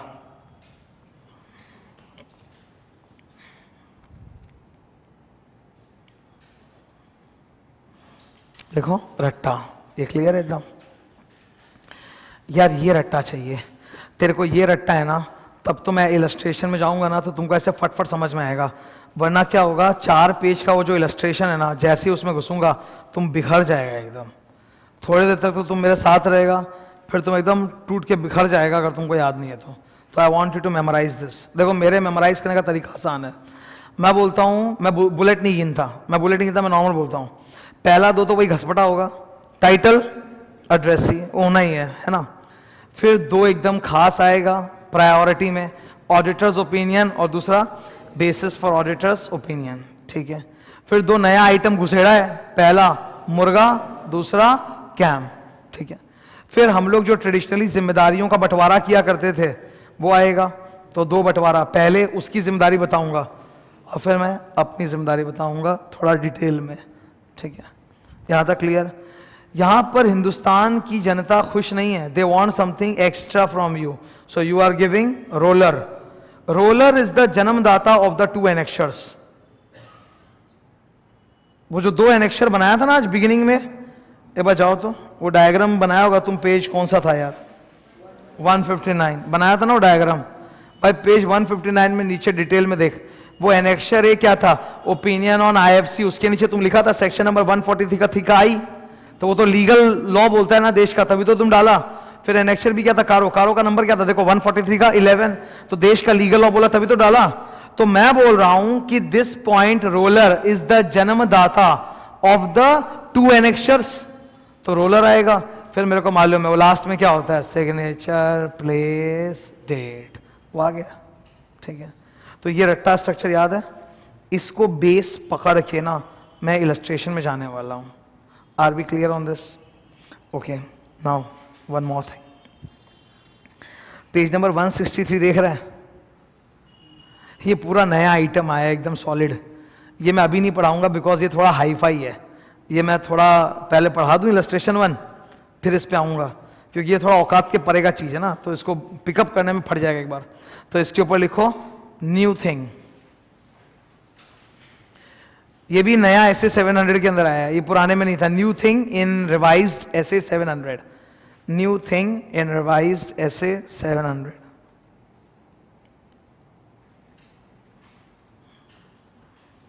ठीक है, ये नया आइटम आया है, सप्लीमेंट्री इंफॉर्मेशन, एकदम नया, एकदम झकास आइटम है, ऐसे 700 में आया, पर इसको पढ़ने के लिए थोड़ा एक मतलब माइंड चाहिए। तो let us first do the easy thing. Page 164 पे इलस्ट्रेशन चालू। अब ये जो देखो प्लीज, लाइट ग्रे कलर का दिख रहा है, 4 डब्बा चल रहा होगा, 4 पेज देख मिला। अब होल्ड अ सेकेंड, पेज 165 में देख रहे हो बीच में थोड़ा डीप ग्रे है, 165 में देखो डीप ग्रे दिख रहा है, पलटो ये डीप ग्रे नेक्स्ट पेज तक है, थोड़ा सा मिला क्या? इस डीप ग्रे डिब्बा के ऊपर लिखो ना माइक्रो रेस्पॉन्सिबिलिटी। तुम समझ गया तुम क्या बोल रहा हूं मैं? वो डीप ग्रे डिब्बा जो है ना पेज 165 वाला, उसके ऊपर लिखो माइक्रो रेस्पॉन्सिबिलिटी, ब्रैकेट में लिखो 3 ways of disclosing. Micro responsibility, bracket में लिखो 3 वेज ऑफ डिस्क्लोजिंग। ये क्लियर है? 3 वेज, ये है एकदम, ये ग्रे डिब्बा इससे हटा देंगे तो एक पेज कम हो जाएगा ना, हाँ मोटा मोटी एक पेज कम हो जाएगा ना कम से कम, तो ऑलरेडी पूरा साइज श्रिंक होगा। तो ये बोलता है ये वाला जो ग्रे डिब्बा है, या तो आप ये यहीं पे डाल दो जैसे डाला है मैंने, या फिर आप चाहे तो उसको अपेंडिक्स में डाल दो, एक एनेक्सर सी बना दो, पढ़ना होगा पढ़ेगा, नहीं पढ़ना होगा नहीं पढ़ेगा, शेयर होल्डर, या फिर आईसीए की वेबसाइट का लिंक दे दो। What do you think is the most preferable option? इसमें तो ये, इसमें कोई सही आंसर नहीं है, ये अपने अपने मन की बात है, इसका कोई ये थंब रूल नहीं है कि ये सही है कि ये, तुम्हारे हिसाब से अलग अलग आंसर हो सकता है। तो तुमको इन 3 में से कौन सा ज्यादा सही समझ में आ रहा है? कितने जन को ये ऑप्शन 1 ज्यादा सही लग रहा है? ज्यादा सही लग रहा है, ठीक है। ऑप्शन 2, ऑप्शन 3, ठीक है। I am not with option 3, पहली बात, क्योंकि मेरे को अपना काम कंप्लीट चाहिए, मैं ऑडिटर हूं ना, मैं अपना रिपोर्ट दे रहा हूं तो मैं कंप्लीट दूंगा। Why will I give some link कि जाओ यहाँ लिंक में देख लो, फिर तो ऑडिट रिपोर्ट व्हाट्सएप पे भेजना चालू कर दें, तो मैं थोड़ा लिंक के खिलाफ हूं। मेरा आंसर 1 या 2 में है, ठीक है। I will prefer this one, ठीक है, I will prefer this one कि don't increase the size of the audit report, like इतना बना दो कि पढ़ना ही मुश्किल हो जाए, शेयर होल्डर पढ़ने से भी थक जाए, ठीक है। Share holder is not interested in reading that much information. Share holder को तो मतलब ऑडिट रिपोर्ट भी कॉमिक्स बुक की तरह चाहिए, ऑडिटर खड़ा होकर ऐसे एक्सप्लेन करेगा, ठीक है। तो वो इतना पढ़ने में इंटरेस्टेड नहीं कि आपकी माइक्रो रिस्पॉन्सिबिलिटी क्या है, देने का मन है एनेक्सर में डाल दो ना, वो देखता रहेगा। कारो कितने जन पढ़ते होंगे, ऑडिट रिपोर्ट कितने जन पढ़ते होंगे, एनुअल रिपोर्ट कितने जन पढ़ते होंगे, मतलब ये तो लाइक ऐसे ऐसे ऐसे गिरते जा रहा है ना। ये तो मैं एकेडमिक्स में हूँ, तुम एकेडमिक्स में हो, तो हम लोग बैठ के एनुअल रिपोर्ट खोल खाल के भी देख लेते हैं, और कितने जन खोल के देखते हैं। सीए जर्नल मालूम है, वो मोटा वाला मेरे घर पे आता है, और मैंने 2 आता है, मेरी बिल्डिंग में 4-4 और आता है, वो भी मेरे ही घर में डाल के जाता है, ठीक है, पर मैं पढ़ता थोड़ा ना हूँ। आया है, पढ़ा है, पढ़ने का नहीं है वो, ठीक है। मम्मी यूज करती है उसको, रोटी होता है ना वो क्या बोलते हैं, वो डिब्बा क्या बोलते हैं, कैसरोल बोलते हैं ना, तो उसमें टिन फॉइल बचेगा, चिकना पेपर है, तो कितने जन बैठ के पढ़ते होंगे यहाँ से यहाँ। तो बेहतर है इतना मोटा ऑडिट रिपोर्ट मत कर। ऐसा मजाक कर रहा था, समझा, पैसे कमी नहीं, क्या इंस्टीट्यूट में जाएगा ये, नहीं मजाक कर रहा था, ठीक है, ऐसा नहीं होता। एनेक्चर सी, तो भाई ये एनेक्चर में देना मेरे हिसाब से ज़्यादा सही है, ठीक है। पर इंस्टीट्यूट ने जो इलस्ट्रेशन बनाया था ना, उसमें एक्चुअली उन्होंने ऐसे कर रखा था बीच में दिखाने के लिए, तो वैसे इलस्ट्रेशन में बीच में डाला हुआ है, ठीक है। अब ये स्टार्ट करें नाउ। अगर इन 4 पेजों पे तुमको अपना कंट्रोल चाहिए, ये रट्टा चाहिए, समझ में आया, ये किताब में नहीं चाहिए, दिमाग में चाहिए। ऑडिट रिपोर्ट का जो फॉर्मेट है, you are a final student, you are not an inter का स्टूडेंट। तुमसे बेसिक एलिमेंट थोड़ा पूछेगा यहां पे, तुमसे तो ना पूछेगा, तुमसे तो सीधा ड्राफ्टिंग पूछेगा उठा के। तुमको अगर बोला तो ड्राफ्टिंग बोलेगा, obviously they are not going to ask you कि draft the full report, they will ask you to just make an extract, उतना ही। तो तुम्हारे लिए तो ये चीज लाइक एकदम नेचुरल होना चाहिए, मेरे को आता है अच्छे से। तो अगर कंट्रोल चाहिए तो डू वन थिंग, अंदर में जितना भी हेडिंग्स दिखेगा ना, सबके बगल में ये लिखते जाना, ABCDEFGH। अपने आप मत लिखना, मैं लिखाऊंगा, ठीक है, मैं लिखाऊंगा, वैसे लिखते जाना। माई पॉइंट इज कि इलस्ट्रेशन में जो भी दिया है वो इसी से मैच करना चाहिए, ठीक है। अरे एकदम सही है ना। स्टार्ट। इलस्ट्रेशन 1 में सबसे पहले क्या दिया है, इंडिपेंडेंट ऑडिटर्स रिपोर्ट, बगल में लिखो A। प्लीज अपने आप मत लिखना कुछ भी, मुझे बहुत लिखाना है इसमें, कॉपी वर्क नहीं चाहिए, कॉपी वर्क नहीं कराया ना अभी तक मैंने इसमें, वो कराऊंगा भी नहीं, सब इसी में होगा, ठीक है। तो अपने आप मत लिखना कुछ भी। फिर उसके नीचे देखो लिखा है to the members of ABC company limited, मिला क्या, B। फिर सुनो, थोड़ा नीचे देखो, थोड़ा सा नीचे ओपिनियन दिख रहा है, ओपिनियन, C। फिर थोड़ा नीचे जाओ, 2 पैराग्राफ के बाद क्या दिख रहा है, बेसिस फॉर ओपिनियन, D। फिर नीचे जाओ, क्या दिख रहा है, की ऑडिट मैटर्स, F। यहां वाला फॉलो करो प्लीज, गोइंग कंसर्न वाला डाला नहीं। अरे गोइंग कंसर्न में देखना क्या लिखा है, गोइंग कंसर्न पे लफड़ा है तब बोलेंगे, वरना नहीं बोलेंगे। तो मुर्गा पैराग्राफ हर जगह आएगा क्या, मुर्गा पैराग्राफ केवल वहीं आएगा जब गोइंग कंसर्न पे आपको शक है, वरना नहीं आएगा। तो इससे ई नहीं आएगा, तो ई को हटाओ, की ऑडिट मैटर्स क्या लिखेंगे, F। Follow the same numbering sequence, okay, ABCD नहीं कर रहे हैं, इसके हिसाब से मैच करा रहे हैं। फिर उसके बाद देखो क्या लिखा है, मैनेजमेंट्स रेस्पॉन्सिबिलिटी, दिख रहा है, लिखो G।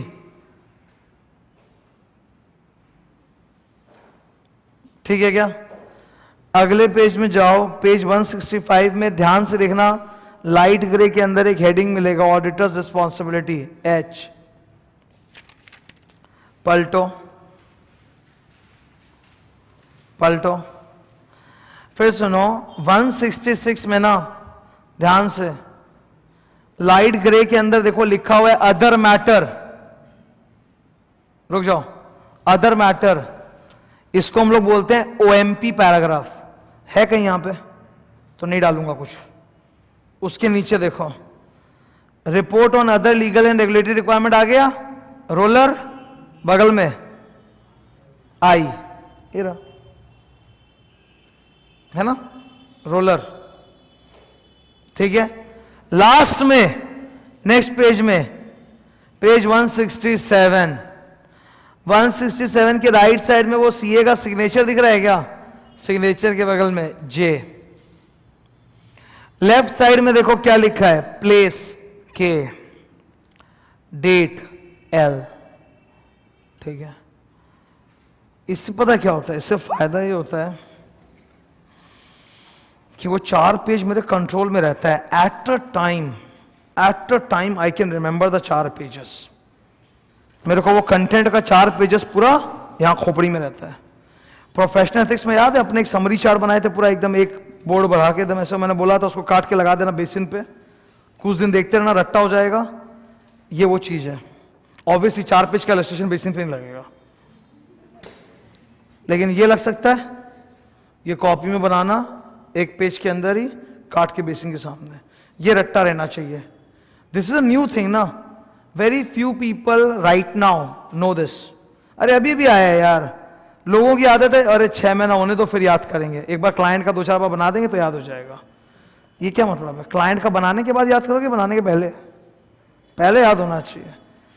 तो you should be like always on top of it, कि नया ऑडिट रिपोर्ट है, मेरे को आता है ना, ऐसे ऐसे ऐसे फट फट फट मुंह से निकलना चाहिए एकदम, ठीक है? तो ये चीज थोड़ा सा याद करना। ओके, ये क्लियर है एकदम? अब ये याद है तो वहां पे जो लिखा है एक एक करके घुस घुस के बात कर सकते हैं। क्लियर है? यहां तक क्लियर? एक बार ब्रेक के बाद